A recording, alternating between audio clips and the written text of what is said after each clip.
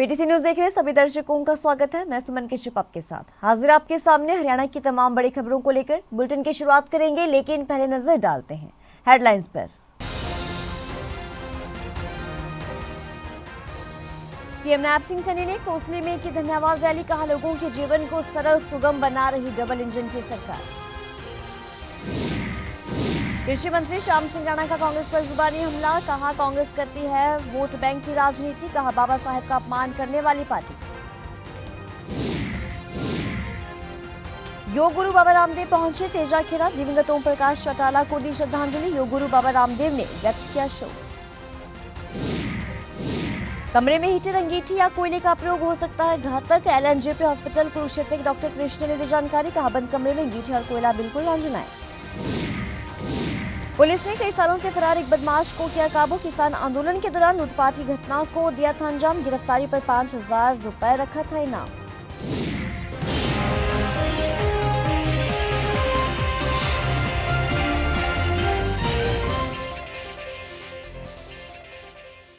और अब खबरें विस्तार से। हरियाणा के मुख्यमंत्री नैब सिंह सैनी ने कोसली के अनाज मंडी में धन्यवाद रैली की। सीएम ने 6 परियोजनाओं का उद्घाटन और शिलान्यास भी किया।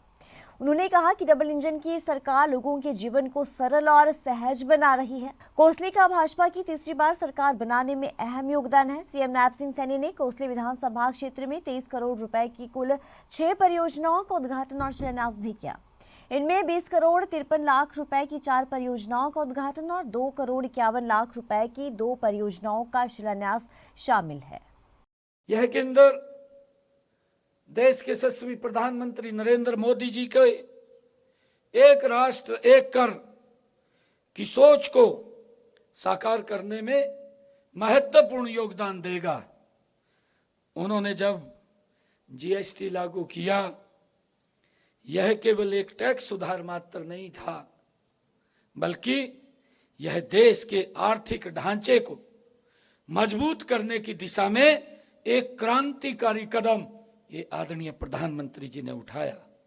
आज हम देख भी रहे हैं, जीएसटी आजादी के बाद सबसे बड़ा अप्रत्यक्ष ये कर सुधार है। इससे देश के बाजार में बदलाव आया है, हम सब देख रहे हैं, महसूस भी कर रहे हैं। भारत एक समान मार्केट में बदल गया है। कई प्रकार के टैक्स लगते थे। राम साहब ने चर्चा की है कि चुंगी लगती थी, उसका नाम ही चुंगी चौक पड़ जाता था, कहा भाई चुंगी चौक पर मिलेगा। ये इस प्रकार के टैक्स और इस प्रकार के कई टैक्स जिसके अंदर व्यक्ति कई बार उलझ जाता था। हरियाणा के कृषि मंत्री श्याम सिंह राणा ने आमजन से अपील की है कि पूर्व प्रधानमंत्री अटल बिहारी वाजपेयी के उन उच्च आदर्शों का अनुसरण करें। उन्होंने कहा कि पूर्व प्रधानमंत्री अटल बिहारी वाजपेयी जी चाहे सत्ता में रहे या फिर विपक्ष में, उन्होंने हर किसी का ध्यान रखा। इस दौरान मीडिया के सवालों का जवाब देते हुए कांग्रेस पर हमला भी बोला। उन्होंने कहा कि कांग्रेस आज वोट बैंक की राजनीति के लिए पूरे देश में बाबा साहेब के नाम पर धरना प्रदर्शन कर रही है। सुनिए क्या कुछ कहना है कृषि मंत्री का। अम्बेडकर जी को तो मैं जहाँ तक जानता हूँ, कांग्रेस वाले भाई हैं वो ज़्यादा शोर मचा रहे। आप वो दिन याद करो जब अम्बेडकर जी को चुनाव किसने हराया था, कांग्रेस पार्टी ने हराया था। आप इस बात को रिकॉर्ड के जरिए से भी जान लो। और भारतीय जनता पार्टी ने बाबा अम्बेडकर जी के लिए तो बहुत कुछ कर रही है। मैं एक साधारण सा एमएलए था, अपने विधानसभा में 100 अम्बेडकर भवन बना दिए भारतीय जनता पार्टी को ना, क्योंकि वो लगाव रखती है, संविधान का निर्माता है, वो हमारे चेयरमैन थे, इसलिए सम्मान है। सरकार पूरा ध्यान रखती है इस बात का। लेकिन परिस्थितियाँ कई बार कोई बोलता है, वो क्या समझता है कोई, जैसे महात्मा बुद्ध अपना व्याख्यान करते थे शाम को सभा में, वो कहते हुए मैंने तो बड़ा भाषण दे दिया, पर लेकिन समझने वाले ने वही समझना जो उसने समझना। तो कांग्रेस ने क्या समझना, कांग्रेस तो वही समझेगी जो उसने समझना, वो अच्छी बात तो समझने की नहीं। इसलिए ऐसी कोई बात नहीं है। आदरणीय प्रधानमंत्री मोदी जी ने उनके जन्मदिन पे बहुत बड़ा काम किया और सारी पार्टी करती है, कोई ऐसा नहीं है कोई इस बात के खिलाफ। हरियाणा के पूर्व मुख्यमंत्री और राजनीति के दिग्गज नेता ओम प्रकाश चौटाला के निधन पर शोक की लहर है। जी हां, देश भर से कई बड़े नेता, समाजसेवी और अन्य हस्तियां उन्हें श्रद्धांजलि देने के लिए पहुंच रही हैं। इसी कड़ी में योग गुरु बाबा रामदेव और राष्ट्रीय लोकदल के अध्यक्ष जयंती चौधरी भी ओम प्रकाश चौटाला के निवास स्थान तेजाखेड़ा फार्म पहुंचे। बाबा रामदेव ने दिवंगत ओम प्रकाश चौटाला के प्रति श्रद्धांजलि अर्पित की और उनके योगदान को याद किया। सर्दियां शुरू हो चुकी हैं और मौसम विभाग के अनुसार बरसात के बाद अब कड़ाके की ठंड जनवरी के महीने में पड़ सकती है। तो लोग सर्दी से बचने के लिए अलग अलग तरीके अपनाते हैं, जिनमें से लोग रूम हीटर, अंगीठी या कोयले का इस्तेमाल करते हैं और सर्दी से बचाव करते हैं। लेकिन घर के कमरे में रूम हीटर, अंगीठी या कोयले की आग से कई बार ऐसे मामले सामने आते हैं कि रात भर अंगीठी जलाने से सुबह लोगों की मौत हुई मिलती है। भविष्य में किसी भी रूम हीटर, अंगीठी या कोयले की आग या धुएं से जान ना जाए तो देखिए इस पर क्या कहना है डॉक्टर का। LNJP हॉस्पिटल कुरुक्षेत्र के डॉक्टर कृष्ण ने क्या हिदायत दी है, चलिए आपको सुनाते हैं। और मैं बताना चाहूँगा सभी को कि जो ये अभी सर्दियों का मौसम शुरू ही हुआ है और शीत लहर चल रही है, इस मौसम में आमतौर पर लोग क्या करते हैं कि कमरे के अंदर अंगीठी वगैरह अलाव जला लेते हैं, रूम हीटर का इस्तेमाल करते हैं। तो इससे गर्मी अपना सर्दी से बचने के लिए करते हैं, लेकिन इसके बहुत ही काफ़ी नुकसानदायक परिणाम सामने आते हैं। इसमें ये देखा गया है प्राय कि लोग जब जलाते हैं तो दरवाज़ा, खिड़की सब बंद कर लेते हैं और बिल्कुल भी हवा का निकासी नहीं हो पाती। वैसे तो ऐसे साधनों का कम से कम इस्तेमाल करें। अगर जब इस्तेमाल कर भी रहे हैं तो हवा की निकासी होनी चाहिए, ताकि जब भी ये रूम हीटर वगैरह या अंगीठी जलती है तो इसमें कार्बन मोनोऑक्साइड गैस बनती है, जो हमारे शरीर में ब्लड में मिल के हमारे शरीर पर बहुत ही दुष्प्रभाव डालती है। और प्राय ऐसा देखा गया है कि हम इन चीज़ों को यूज़ करते हैं तो लंबे समय तक यूज़ करते हैं रात्रि के समय, और जब यूज़ किया जाता है तो इसकी वजह से दिमाग की पर बहुत ही बुरा असर होता है और इवन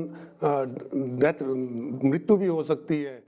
सोनीपत में पुलिस ने कई सालों से फरार एक बदमाश को काबू किया है। जी हां, उसने कुंडली बॉर्डर पर किसान आंदोलन के दौरान लूटपाट की घटना को अंजाम दिया था।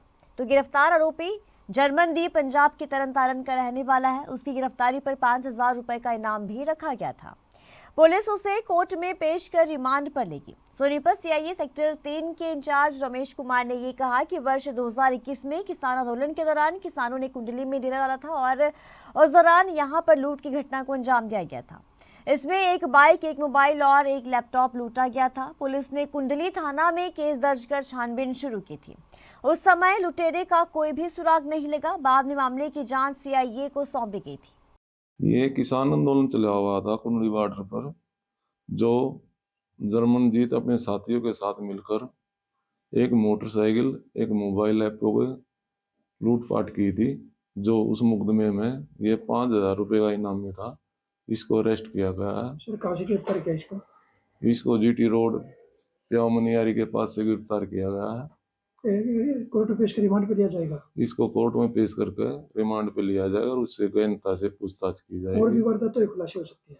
अभी इन्वेस्टिगेशन में आया नहीं है। अभी इन्वेस्टिगेशन में रिमांड के दौरान जो भी आएगा आपको बता दिया जाएगा। ये पंजाब का तरनतारन का रहने वाला है। सर कुछ प्राथमिक पूछताछ में सामने आया हो क्यों इसने इस तरह की वारदात को अंजाम दिया था? ये युवा है, +2 पास है, किसान आंदोलन में आ रहा था। अपने शौक पूरा करने के लिए इन्होंने इस वारदात को अंजाम दिया था। चरखी दादरी के गांव घिकाड़ा में बीते 20 दिसंबर को स्कूल बस के नीचे बच्चे आने के बाद हुए विवाद में गांव चरखी के निजी स्कूल में शिकायत करने गए एक युवक की हत्या मामले में सांगवान खाप ने एक बड़ा फैसला लिया है। हत्या मामले को लेकर गांव चरखी में सांगवान खाप के कन्नी प्रधान की अध्यक्षता में आयोजित पंचायत में एक क्षेत्र के आधा दर्जन से ज्यादा गांव के मुआजिज लोगों ने शिरकत कर अपने सुझाव रखे।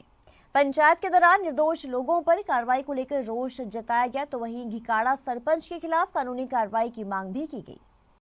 पिछले हफ्ते जो है ना, हमारे ड्राइवर साहब से जाने अनजाने में एक छोटी बच्ची जो है वो बस के पास आ गई थी और वो गिर गई, जबकि किसी प्रकार की कोई चोट नहीं आई थी। और उस मदर ने जब उसको उठाया तो भगवान से दुआ करी भी मेरी बच्ची जो है दोबारा जन्म ले लिया है। जब उसके पिता को पता लगा, जो गांव का सरपंच भी है, वो आवेश में आकर के न और स्कूल की ओर चलने लगा। तब सुना गया है कि उस औरत ने उसे मना किया है कि नहीं, कोई बात नहीं, न कोई लड़की को चोट लगी है, वो बिल्कुल ठीक है, ऐसी कोई बात को नहीं। ड्राइवर ने भी भूल न होते हुए अपने गलती का एहसास करते हुए माफ़ी मांग ली है। लेकिन सरपंच साहब, पद का तुम के को अहंकार, एक आवारा बच्चों के पास टेलीफोन करके और नाजायज़ से बालक जिनके खिलाफ सुना गया है, कई कई केस चल रहे हैं, उन बच्चों को लेकर के और स्कूल के अंदर आकर के फोड़ तोड़ शुरू कर दी और मार छेड़। हिसार में ऑटो मार्केट में शराब ठेके के बाहर बाइक पर सवार 4 युवकों ने फायरिंग की, जहां आरोपियों ने ठेके के गेट पर पथराव भी किया, जिसके बाद पर्ची फेंक की और फरार हो गए। पर्ची में लिखा, इसकी जिम्मेदारी गुर्जर गैंग लेता है। मंगलवार शाम को इस घटना का सीसीटीवी फुटेज भी सामने है। इसमें युवक कहते दिख रहे हैं कि गोलू गुर्जर के बंदे हैं। इसके साथ उन्होंने गालियां भी दी हैं। घटना की सूचना मिलने के बाद सिटी थाना पुलिस मौके पर पहुंच नाकाबंदी कर वाहनों की तलाशी ली, लेकिन अभी तक फायरिंग करने वालों का कोई भी सुराग नहीं मिल पाया है। एसिडोसिस को लेकर करनाल के दादूपुर गांव में डॉक्टर सागर कादियान पहुंचकर उन्होंने किसानों को जागरूक किया। पीटीसी न्यूज की टीम के साथ बातचीत में उन्होंने ये कहा कि कैसे वो पशुओं का किसान ध्यान रखे, और साथ ही उन्होंने एसिडोसिस के बारे में विशेष रूप से किसानों को जानकारी भी दी कि इससे कैसे बचा जा सकता है और पशुओं का ध्यान कैसे रखा जा सकता है। जरा देखें। सेम उसी चीज़ को लेके हम फार्म पे पहुंचे हैं और एक छोटे से एग्जांपल के थ्रू हम एसिडोसिस को एक्सप्लेन करेंगे कि किन किन चीज़ों को हमें ध्यान में रखना चाहिए और कैसे हम एसिडोसिस से अपने फार्म के एनिमल्स को प्रिवेंट कर सकते हैं। बात करें, हमारे पास एक कॉल आता है एक फार्मर का, वो कहता है कि मेरी गाय का जो दूध का प्रोडक्शन था वो लो हो गया, प्लस जो गायें हैं वो काफ़ी सुस्त और कमज़ोर दिखने लगी हैं। उसके बाद जो गोबर है वो पतला हो गया है, साथ ही साथ गोबर में दाने देखने को मिल रहे हैं। इसके अलावा कुछ एक गाय में लेमनेस जैसी प्रॉब्लम भी देखने को मिल रही है। इन सब चीज़ों को ध्यान में रखते हुए जब हम फार्म पे पहुंचते हैं तो हम देखते हैं कि उसका जो मेन कारण है वो उसकी फीडिंग प्रैक्टिसेस है और ग्रुपिंग ऑफ एनिमल्स है। मतलब अगर हम बात करें फीडिंग प्रैक्टिसेस को लेके, कई बार फार्मर दूध बढ़ाने के चक्कर में कंसंट्रेट यानी कि फीड ज़्यादा दे देता है, और हम हमेशा बात करते हैं कि रफेज की रेशो और कंसंट्रेट की रेशो हमें बैलेंस बना के चलना होता है ताकि एसिडोसिस हम बचा सकें, उसका प्रोडक्शन मेंटेन रख सकें। अगर कंसंट्रेट यानी कि फीड सिर्फ हम ज़्यादा कर देंगे तो उससे रूमन अपसेट हो सकता है। रूमन अपसेट होने के कारण ये सारी की सारी गोबर पतला होना, गोबर में दाने दिखना, पशु कमज़ोर होना, ये सब चीज़ें हमें देखने को मिलेंगी। इस बुलेटिन में इतना ही। पल पल की ज्यादा अपडेट के लिए बने रहिए पीटीसी न्यूज के साथ।